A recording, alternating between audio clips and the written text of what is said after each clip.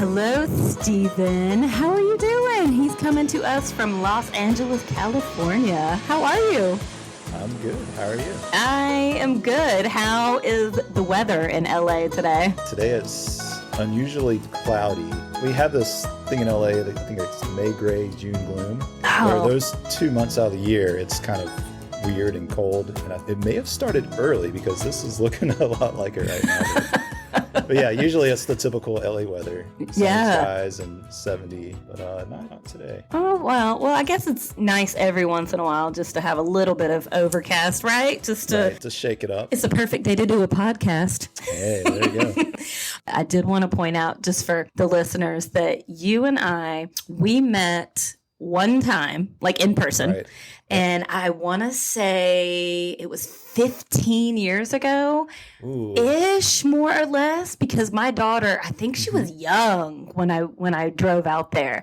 And I drove from Atlanta, Georgia to San Francisco to watch a Braves game. Yeah, to watch a Braves game. And your girlfriend, Baxter, her and I were super tight, super close friends from living in Atlanta and working in Atlanta together. And so I met you, and she's like, "Yeah, that's my guy." And I think you might have even put me and my friends up in your place. Yeah, I think at the time I had a studio in the same building, but I was always at her place, and so it was empty, 90% of the time. And it was basically our guest room when we had visitors. And was it about four of you guys, three or four of you? It was three of us. Yeah. And you had like a bunk bed or something. Yeah, that studio was pretty creative. There was like a second level within the studio itself that had only enough room for like a bed basically, and then underneath it was storage. Well, that was a great spot. Thank you again. 15 years later, let me say thank you for putting me up whenever I was there to watch the Braves. So we're here today, and we're going to go into more detail about the hikes you've done, and you have a lot of miles on your, I'm sure, multiple pair of hiking boots and a lot of miles on your feet. And so, I know you have experienced a lot of hikes, and just to name a few that you let me know you've done the Arizona Trail, you've done the Oregon Desert Trail, you've done the Colorado Trail, John Muir, I always say that wrong, John Muir Trail, and I know you've section hiked like 1,000 miles of the Pacific Crest Trail, or the PCT. That's right. So all of that amazing, incredible. I was just thinking, how do you choose your hikes and the length of the hikes before you go? What influences you and what you choose to hike? Oh yeah, great question. Well, it started off small. It started with getting invited to a hike in Norway.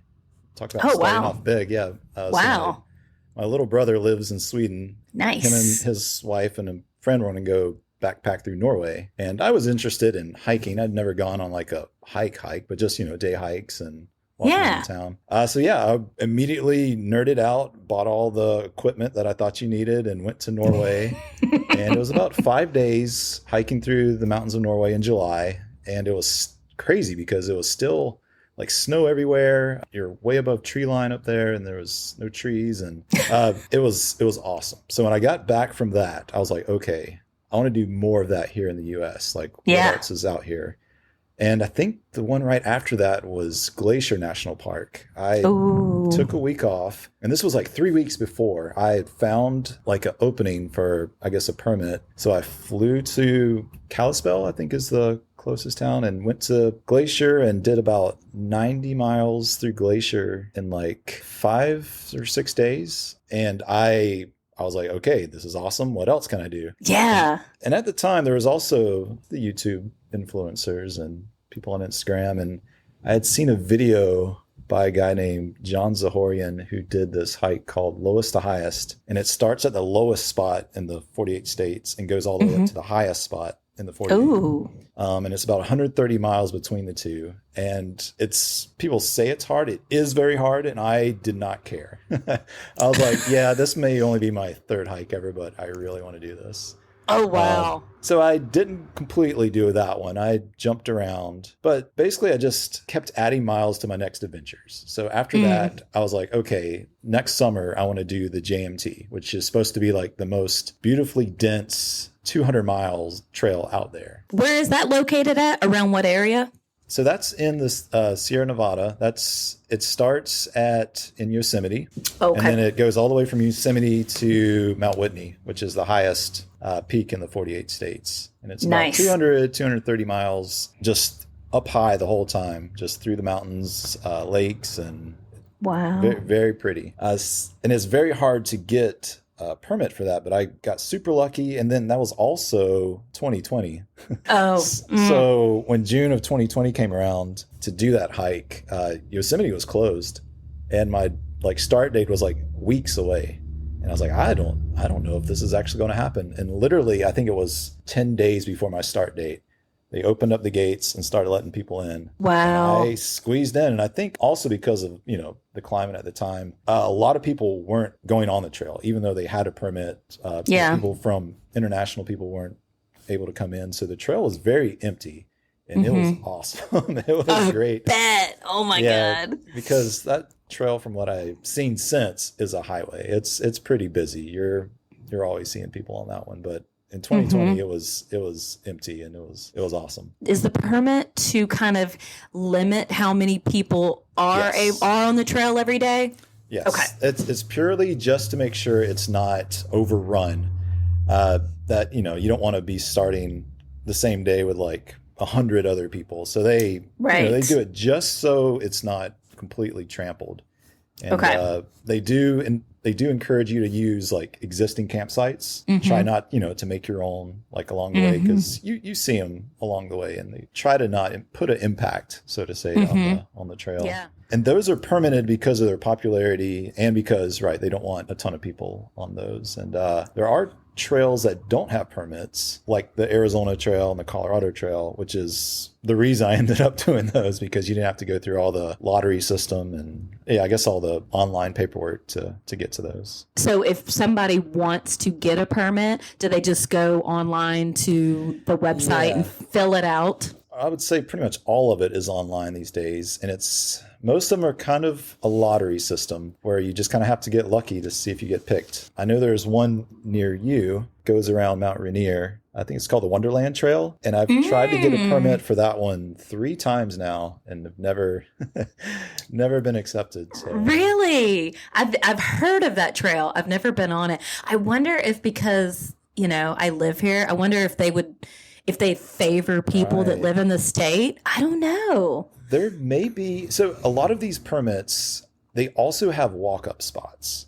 So a lot of them are ahead of time, but from what I gather too, a lot of them you can just show up, and then the next morning, if you just get in line at 6 a.m., they reserve a handful for walk-ups. So if you're really wanting to do a trail, and you've got some spare time to maybe not get it the next day, but maybe the next day after that, I know a lot of people have had success with just hanging out. So it would suck if you were like traveling from Atlanta to Washington and didn't have the flexibility. But if you live somewhere near it, or you're pretty close, a couple hour plane ride away, it might be worth it. Okay. All right. Yeah. So permit. So the last thing you were talking about was building up your miles. So do you talk about different trails while you're on trails, and you're like, ooh, that sounds fun, and then just start planning it? Or is that how your mind works?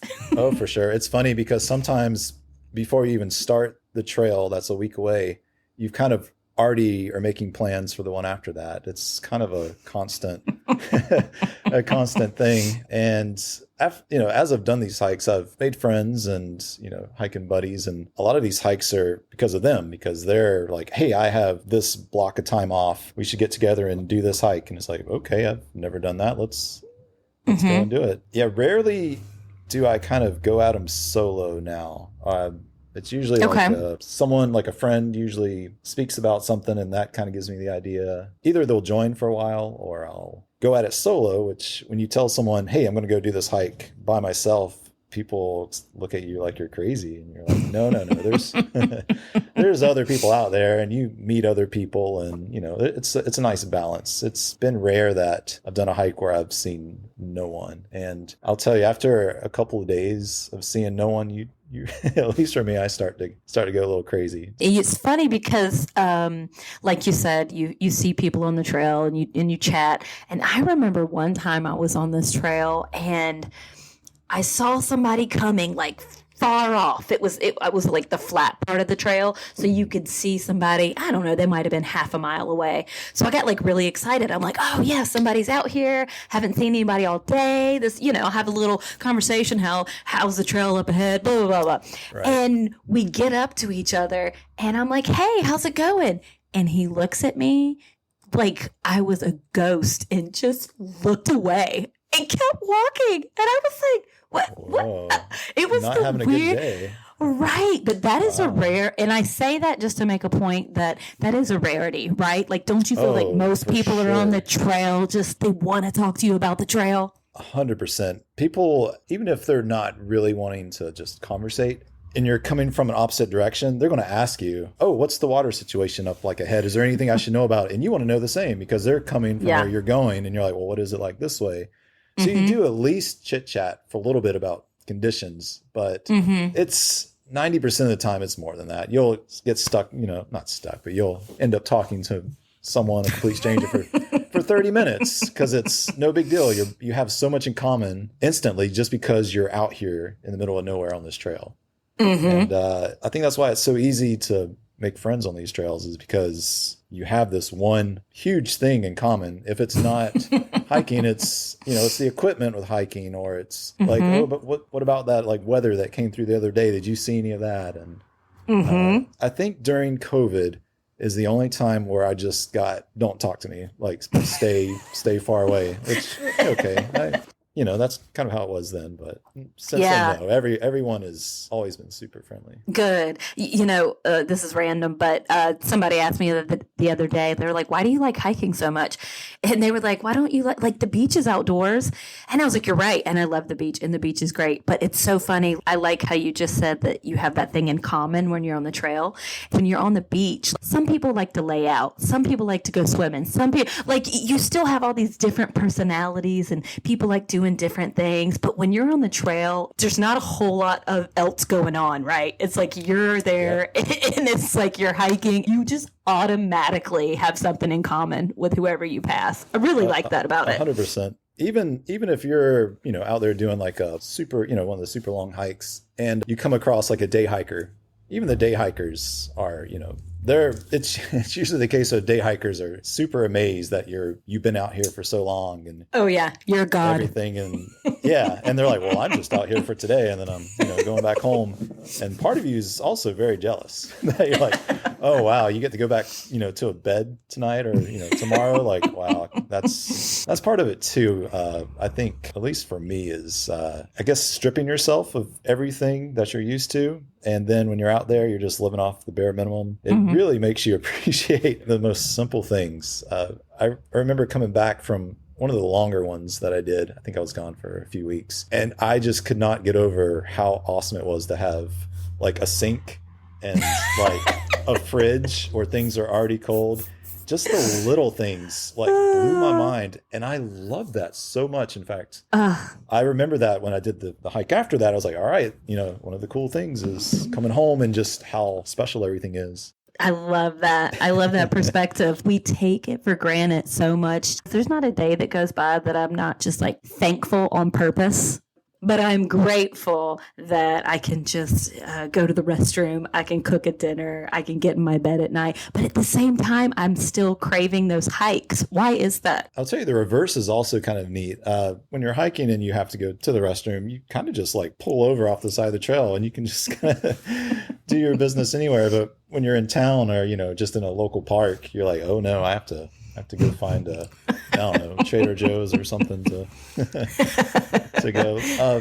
But I find myself, I think it's almost like a runner's high. The same type of thing is I just love the feeling of just really pushing yourself, and the miles too. It started to become almost like a miles game at some point where you knew you had like, say, 500 miles to do, and you wanted to do, I don't know, once you get your trail legs, you start trying to do like 30 miles a day. Right. And if you don't do those 30 miles a day, you kind of beat yourself up. You're like, what happened? And at the end of that day, if you've done like a 30-mile like hike day, you just feel so beat, and it just feels so good at the same time. Like, you really do get used to it. And yeah, I find myself kind of craving that just, when I'm not out there hiking, like, all right, today I need to go for a walk somewhere. I need to go out and maybe all the errands that I need to do, I'll go and walk those instead. And you know what, maybe I'll bring my backpack and bring home some groceries too, just to try to burn something else off with it. But. Exactly. And so since you first started hiking, I'm sure that your packing list has changed over the years. So at this point, do you have a consistent go-to packing list? And if you do, about how much weight are you carrying on those days, those 30-mile days? There's a website called lighterpack.com, and it's kind of like a database of all your stuff. And that's basically my checklist. And also within this list, you put the weight of each of your items. And so what I've started doing is you get a kitchen food scale and you weigh every single thing that you're going to put in your pack. Wow. And then you list it on this site, and then it adds up your weight, and you're like, oh, wow, that's too much weight. And you're like, okay, well, what can I get rid of? And it's been, over the years, you kind of whittle down at that list. And then you'll have separate lists for like, okay, I expect it to be especially rainy on this hike. I'm going to bring like maybe a little bit better rain gear, or there's going to be I know there's going to be like bugs on this one. Maybe I'll bring like a tent instead of just like a tarp this time. Right. Looking at my last lighter pack for the Colorado Trail, which is the last one I did, it's usually about 7.7 pounds of base weight to get going. 7 pounds. Yeah, a little over, 7.7. Wow. And, it can be obtained by anyone. It really does just cost money at some point. Just to buy the lightest tent and the lightest sleeping bag and the lightest sleeping pad. But a lot of it, there's a lot of other things to it as well. There's so many items that people bring that you absolutely do not need. And they call it like, you pack your fears. So people will bring like extra pairs of this, extra pairs of that. They'll bring a knife or a hatchet or this and that. And when I whittle it down, it's like I'm wearing the same thing every day. I have like no changes of anything. I bring like warm layers, rain layers, and just wash stuff when I go into like resupply the next town. But I really try to bring absolutely nothing if I can help it. Like I bring like the shortest charge cable. I bring like the smaller battery because I know I actually don't need, the 20,000 battery. I'm actually fine with like a 6,000 battery, and that weighs less. I've swapped out the guy lines on my tent with like fishing line. just crazy stuff, because at some point you're like, okay, I've done everything I think I can do. And then just slowly over time, you just find little things like, oh, well, I don't need this extra length on my backpack, the strap. I'll just cut it off. I don't actually need this buckle on my backpack. I'll take it off. This tag on my rain jacket weighs 5 grams. I'll cut it off. And that's crazy. It's they call that ultralight hiking. There's traditional hiking, which is your standard, I would say, like Boy Scout setup, and then you have the ultralighters, which is where you really do become like a Graham weenie. You just you cut your toothbrush in half. To save weight. You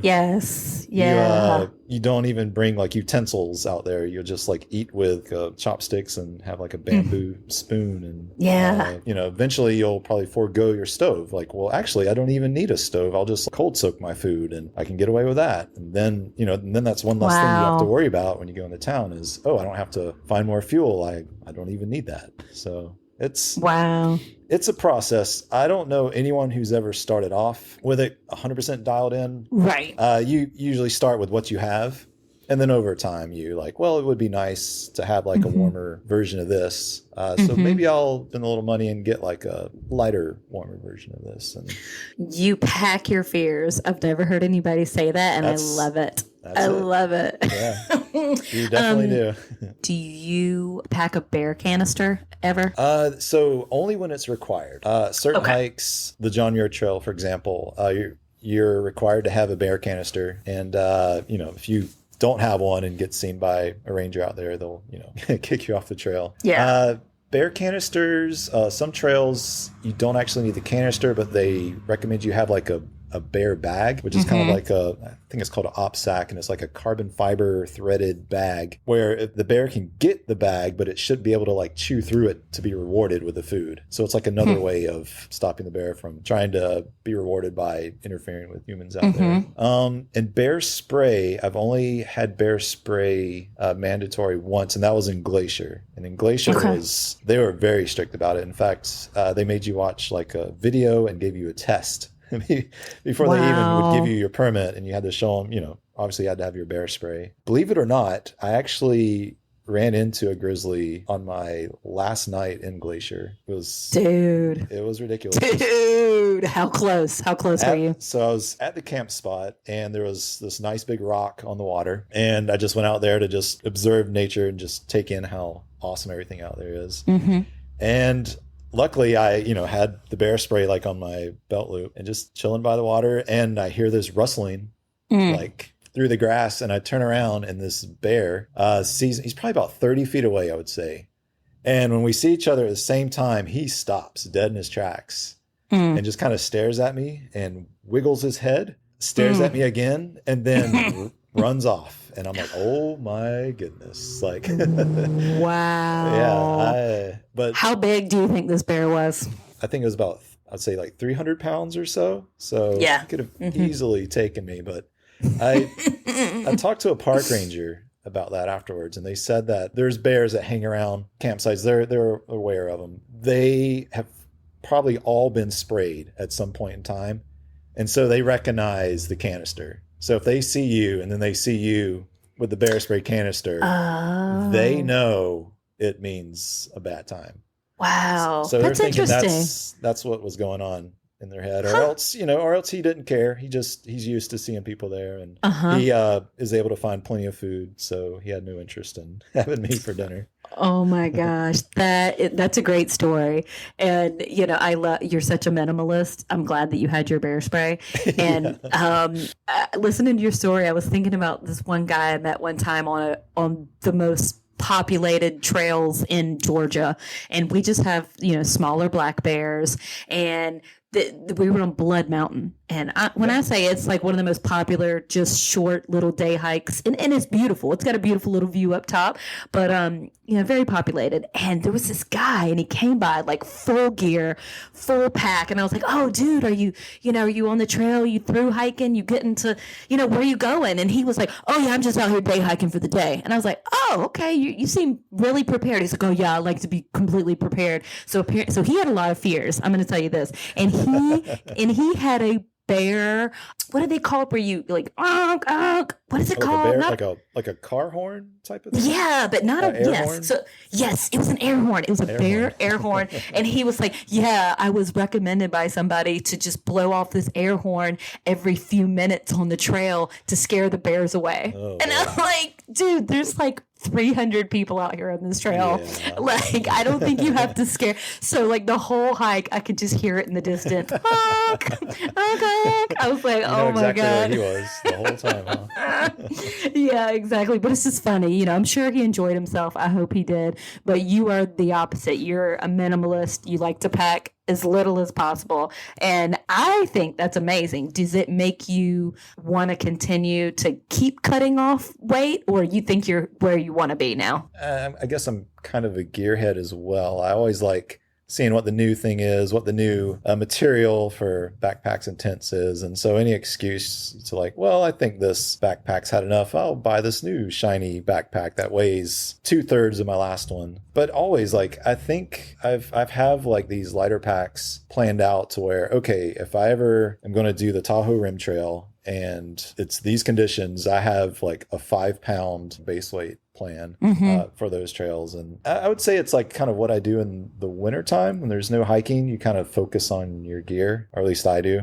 and like, okay, what can I do differently? I haven't ever tried this way of hiking. For example, using like a tarp setup or instead of a tent, or just cowboy camping. Just try to rely on that, and then you don't have to bring really a shelter at all. But, then it starts to get into the territory of like, just don't be stupid. Don't leave the GPS at home because it weighs too much. Don't bring half the amount of water capacity you need because it weighs too much. Right. So there is that fine line, and you do find that line sometimes when you're out there. You're like, oh man, I definitely should have brought this. It was so dumb that I didn't bring this extra layer, or I didn't bring I didn't bring an actual rain jacket. I literally brought a plastic bag because I didn't think it was going to rain. And I have this plastic bag poncho now, and it's like blowing sideways. But at the same time, when those things have happened, I've never really felt in danger. It was just more of like, oh, I'm colder than I actually have to be, or oh, I'm wetter than I have to be if I would have just not done this. But yeah, right.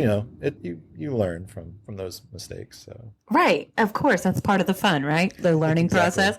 So just so we can kind of give our listeners just a bit of inspiration to get outside, explore some trails. Tell us about some of your most memorable hikes. Memorable for sure. I've talked about it a couple of times. Is Glacier National Park. Glacier National Park is set up to where I think it's around 200 campsites that they have spread around. And you kind of get to make your own hike because the permits are based on where you're sleeping every night. So what they'll do is they'll try and find, at least this is what I did. I just kind of showed up there because I saw there were some openings, and you kind of choose your own adventure around the park. And, I'm asking the ranger, is this a good spot? And this a good spot? And they're saying there are no bad spots in this park. Like there's everything is super amazing. And so Glacier, I think, is very dense for beauty and hiking. John Muir Trail, it's very dense for things to see. It's just the permit system there is a little tough. How much time would you recommend for somebody to spend in Glacier? I would say a week. If you can give yourself a week there, 5-6 nights. And that's the other thing. You can make it as easy or as hard as you want because they have, I said it's based on kind of campsites. They have campsites that are only like 5-10 miles away. So you can just try to make like a little loop of ones that are closer together. But they also have ones, you can just skip campsites and say, all right, I want to do 20 miles so I can do this really big scenic loop through Glacier. What if somebody just wants to go for the day? Is that possible? Yes, 100%. There's, in fact, when I was getting dropped off at the starting point, everyone else on the bus was just there for the day. And there's, I think it's called like the Highline Trail in Glacier, and you're way up high, and it's got this section where it has these cables, and you're kind of like holding onto the cables because you're walking on kind of like the side of like a cliff basically, but it's just so picturesque, and there's mountain goats everywhere, just birds. Awesome. And it's some of the pictures I took on the first day in Glacier, just I don't think I've gotten pictures like that since. So I highly recommend Glacier. Do you use your phone to take pictures, or do you, because it's not a lot of weight?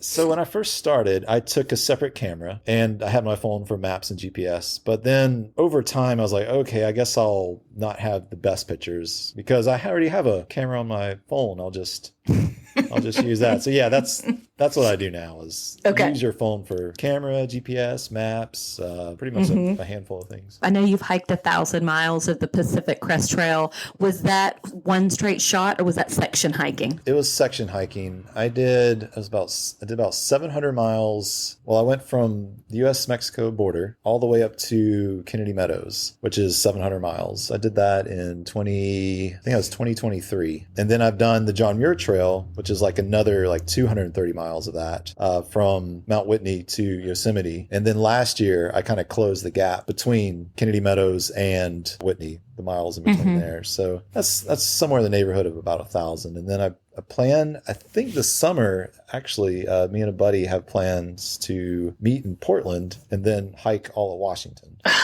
Okay, first of all, I'm jealous. That's amazing. Second of all, when you get anywhere near me, let me know. I'll come out for the day, do a day hike with y'all, maybe overnight with y'all. I would love that. Love it. For sure. Yeah. Okay, so hit me up. Will do. So the trip, when you started on the Mexico USA border and did the 700 miles, how long did that take you? Was it 33 33 days, I think, 33 hiking days or so. Dude, that's not bad. Yeah, it's for, not bad. for 700 miles. That's pretty incredible. It's funny. They tell you, because when you start, there's kind of like a base camp where everyone hangs out, and there's a bunch of people there that have done it before, and they kind of do talks at night, the night before you start. And they stress so hard, like, please do not do more than 10 miles a day, like for your first week, because most people will like hurt themselves just from overuse injuries. And of course I'm stubborn and like, no, I'm good. And yeah, you just out the gate, like 20 miles. And then you're like, all right, when can I get that 30-mile day? And at the same time, the year 2023 was like a super high snow year. So when I got to San Jacinto, which is like a 10,000 foot peak, which you get up near, you don't actually go to the top. It was still covered in snow and ice, and you're using your ice axe, you're putting the micro spikes on, and there is no way in the world you can do the miles in those conditions. So you're just happy to make progress. Like, so you're doing 10 miles a day during those, and you know, you're cold, you're wet, and it's difficult. There's trees that have blown down since like the fall that the crews haven't gone back out there to help clean because everything's still covered in, you know, snow and whatnot. So that's usually what happens when you start early in the season on Pacific Crest Trail. The people that are going to finish the trail in like 100 days, the crazy people, they usually start late May, just so they can skip all the snow, and they just blaze all the way through. If a beginner hiker kind of came up to you and was like, hey, of all the trails you've done, which one would you recommend for me if I'm just getting started and figuring out, you know, all the ins and outs of hiking? Which one would you recommend? I would definitely start on the shorter trails. In fact, I would even recommend doing a few just overnighters in your local area. Pack your pack like you're going out for the big one, but then just go on like a overnighter somewhere and use all the things that you brought. Test out your shoes. Test out the weight. Did you find something that you brought that you didn't use at all, that you're like, I don't need this, I don't know why I brought this? Or did you forget something like, you know, I didn't plan to bring this, but I kept wishing I had this the whole time? I would just start with like the overnighters and just kind of feel for what you have and whatnot. And I would say, if you can find something that's, I think a week long hike is like a good like a through hike. When you want to do something more than just like a day hike or an overnight. I see something that you think you can do in a week is. So Glacier Park would be a good one. Glacier is a great one. You know, there's one out here there's this island off the coast of LA called Catalina Island, and they have this 38.5 mile trail across the island. Oh, wow. And they have 5 campsites, you know, spaced along that 38 miles. And I think that's a great spot to start because, you know, you only have to do like 5-10 miles a day. There's water at, you know, I think half of these sites. It's beautiful because you're way up on this like kind of mountainous ridge overlooking the ocean, you know, on both sides. And there's other people out there, so you're not all by yourself, but there's wild buffalo out there.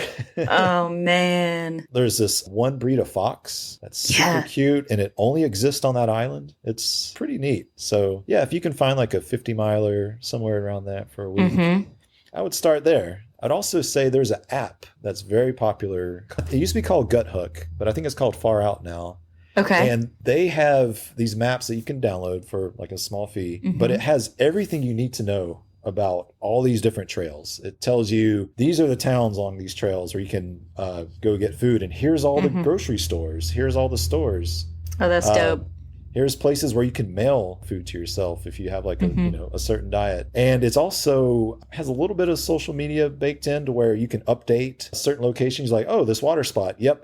You can see that someone was there like 2 days ago and they reported that, yes, the spring is flowing. There's plenty of water. Or you can be like, oh, this spot, there's no water here, even though it's a spot on the map that looks like it should have water. Right. So you could even start there with the app and just find something that's listed because you know it's going to have all the useful information like baked right in. Because the ones that don't have something in the FarOut app, you kind of have to go guerrilla style and make your own map, make your own water, you know. It's just easier to have that part kind of figured out ahead of time. So so you can enjoy your hike and you're not worrying about all the other little things. Yeah.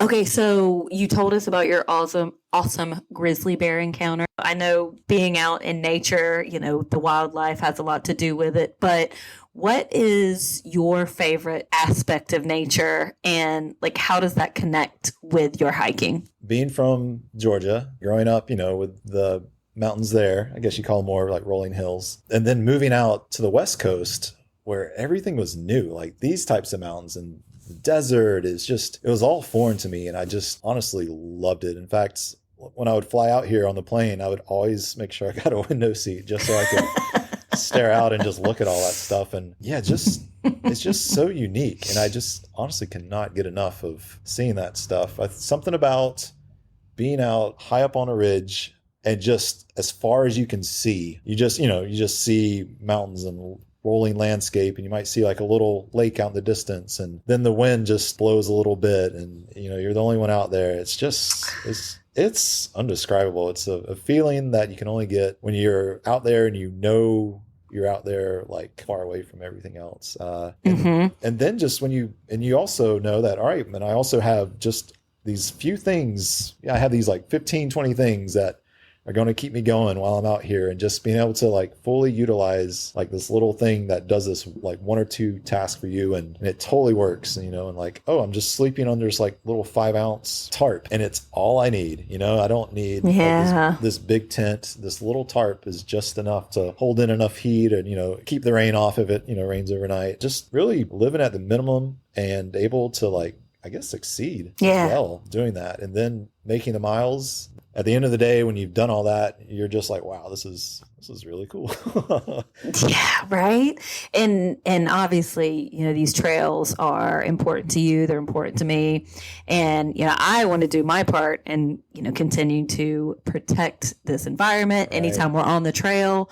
So do you have any advice for our listeners on kind of how to keep these trails clean and maintained so that hopefully other people in the future generations will be able to enjoy them? Oh, for sure. There's a very simple saying of just pack out what you pack in. That even goes for orange pills and, just food items. Like if you're going to bring an orange, just, bring the pill back with you. You don't leave any trace and that you've been there at all. Just try to keep things clean, because especially when you go on like hikes around like the city here and whatnot, you see a lot of trash, and I'm always trying to clean it up, and it kind of distracts, from the whole experience. When you sit down to take a break and right beside you see someone's bag of chips or whatnot, and you're like, oh my gosh, come on. So I just say like, yeah, just pack it out. Whatever you pack in, just pack it out. Yeah, I get angry sometimes. I'm not going to lie. If I see like a bag of chips, or I'm just like, really? Like, why? I just don't understand the concept of just having it in your hand and then throwing it on the ground. Like, what? I like to think that, it just fell out of the side of their pack. And I'm sure that is the case, because, you see the wrappers here and every now and then you're like, all right, I'm sure that just fell out of someone's pocket. But I hope so. You're a kind person to think that. But yeah, pack out what you pack in. Pack in what you pack out. Yeah. Pack out. Leave the place nicer than you found it, Okay, so to this day, what is your biggest hiking mistake that you try your best not to repeat? It's actually a very simple one. For me, it's about having a fresh pair of shoes when you're about to go out and do a whole bunch of miles.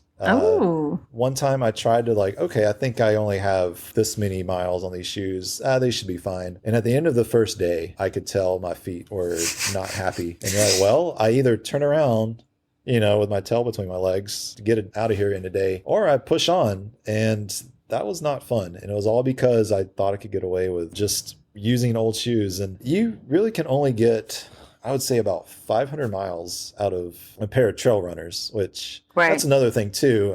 You see a lot of people on the long distance trails with actual hiking boots, and you do not want to do a long distance trail with hiking boots. You want to use a trail runner where it's almost just like a tennis shoe and super soft, grippy. It may not have ankle support, but you can get high top versions. But those things really are, for me especially, you got to protect your feet when you're out there, because that's kind of what hiking is, right? That's what it is. Yeah. And I guess a side note to the shoes thing is a trekking pole. I've been in situations before where there was no trail. It was kind of like just make your way from down here to up there. And, the instructions were kind of just find your way up here. And so I just started climbing up this hill and it started getting really, really steep. And I was like, all right, this is ridiculously steep. Like I'm having trouble on all fours getting up this thing. And I definitely can't go back down. Oh my God, am I stuck? Am I stuck out here? Like halfway up this hill? And lo and behold, I had a pair of trekking poles in my pack that I wasn't using.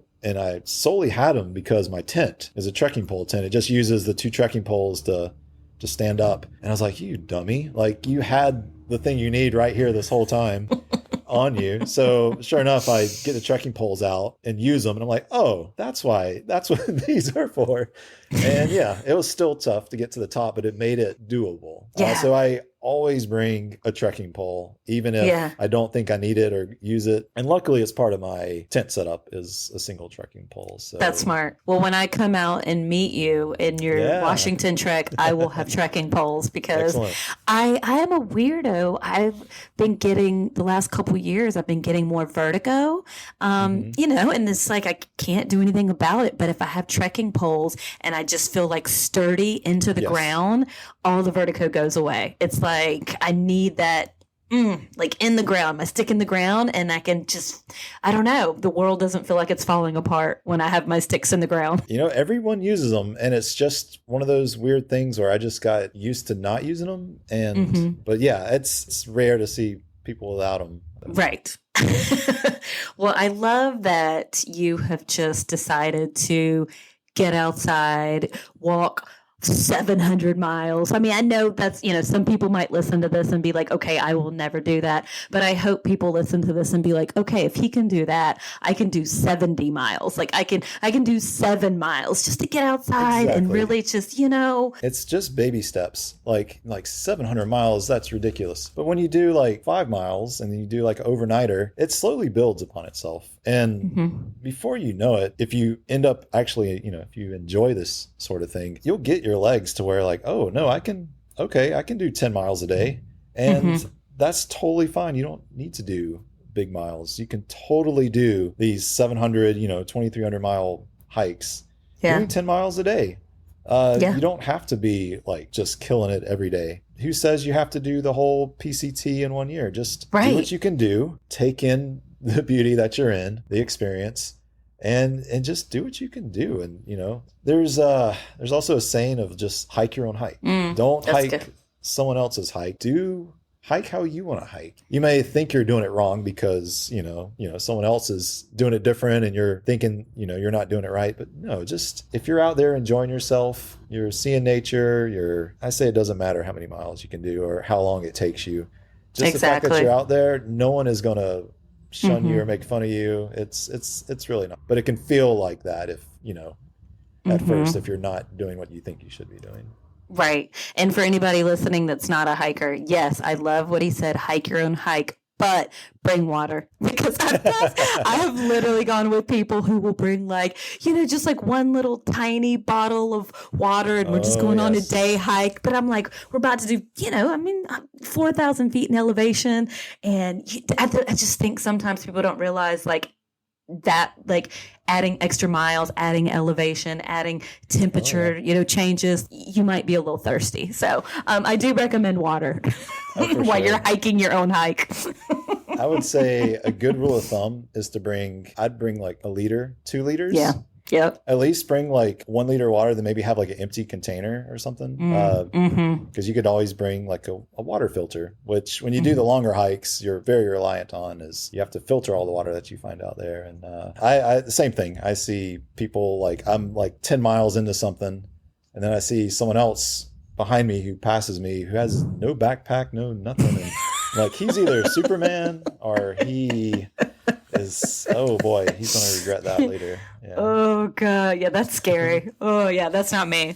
I'm kind of the over preparer, but but I do over prepare. I think I do have I think I pack a few more fears than you, but at the same time, it is a goal every time just to be like, okay, let me make it a little bit lighter. So it's fun. It's fun to do that, you know? It's a process. That's right. Yeah. It's like every time you go out, the less you carry, then the less, your feet are going to get beat up. And then also probably be able to get a little further. So there really is something to try and pack lighter, not just because you can, but it really helps out your feet and helps you get a little further as well. Yeah. Okay. So I want to end off our podcast by asking you a couple questions. And I know I've been asked, okay, how about this? I've asked you a million questions on this podcast, but how about a little lighter, funnier questions? And I looked up on this website and it's called, I Googled absurd questions people ask through hikers. Oh, okay. And so this one guy wrote, he was like, I've had all these questions. And so I'm going to ask you a few, and I'm just curious to know if people have asked you this before. Okay? All right. Okay. So the first one is, do you carry all of your food for the entire hike with you? Yes, I've been asked that before, for sure. Okay. What do you say? Like, no, there's you don't have to carry it all. There's spots along, where you can either just go into town to get more food, or if there is no food in that town, there's at least probably a gas station or like a post office where you can mail yourself something ahead of time. And I like to kind of mix it up, because if you mail yourself all your food, there's going to be something that you start to absolutely hate that you're going to have to eat more of because you've mailed it to yourself all the way through the hike. And then sometimes you get these boxes and you're like, well, I only ate half the food that I thought. So now I'm going to have to carry 5 more days of food plus this other 2.5 days. So when you kind of change it up, it allows you to like, okay, when I go into this town, I actually only need to buy 2 days worth of food because I still have 3 on me. It allows you to kind of like close the gap here and there. So, both there's plus and minuses to both. You can't be like a picky eater when you go into town and there's just a gas station and you have to get whatever they have at that gas station. But if you are a picky eater, you can mail yourself stuff, but then you're stuck with that stuff your whole hike, unless you just want to give it away, which is fine too. Right. But, that's nice. Oh man. Okay. So here's the second one. And I can see this being a question being asked. Okay. So are you like walking the entire time? I don't know if I've been asked if I'm walking the entire time. I think sometimes people will like assume that you're just out there for the day and they don't realize that you're out there for multiple days. But no, I don't think I've ever been at. There are trails that, like, for example, the Colorado Trail, a good chunk of it is shared with mountain biking trails. So you'll get to a spot and you're hanging out with other mountain bikers.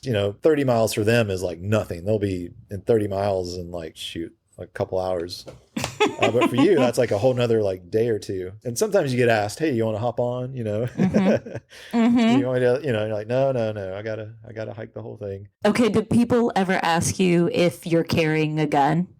Yes, I do get asked that. Not every hike, but probably every other hike. You get asked, well, what kind of gun you bringing? Or where's your knife? Don't you need a hatchet for wood? Or don't you need a knife, at least a knife to protect yourself? Honestly, if you needed any of that, it'd probably just be from like other crazy people. But for, I kid. But from animals, no, you don't need any of that. If at most bear spray.